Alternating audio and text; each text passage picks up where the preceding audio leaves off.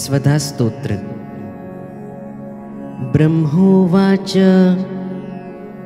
स्वधोच्चारणमात्रेण तीर्थस्नायी भवेन्नरः मुच्यते सर्वपापेभ्यो वाजपेयफलं लभेत्। स्वधा स्वधा स्वधेत्येवं यदि वारत्रयं स्मरेत् श्राद्धस्य फलमाप्नोति कालस्य तर्पणस्य च।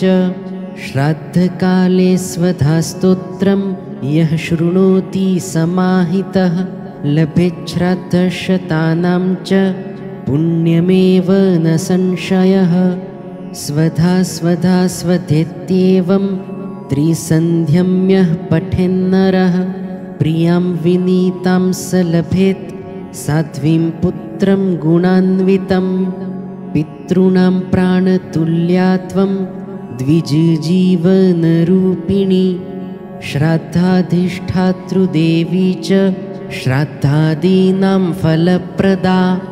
बहिर्गच्छ मन्मनसः पितॄणां तुष्टिहेतवे सम्प्रीतये द्विजातीनां गृहीणां वृद्धिहेतवे।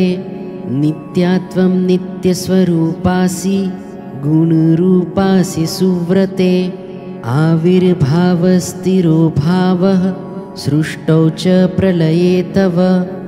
ॐ स्वस्तिश्च नमः स्वाहा स्वधात्वं दक्षिणा तथा निरूपिताश्चतुर्वेदे षट्प्रशस्ताश्च कर्मिणां।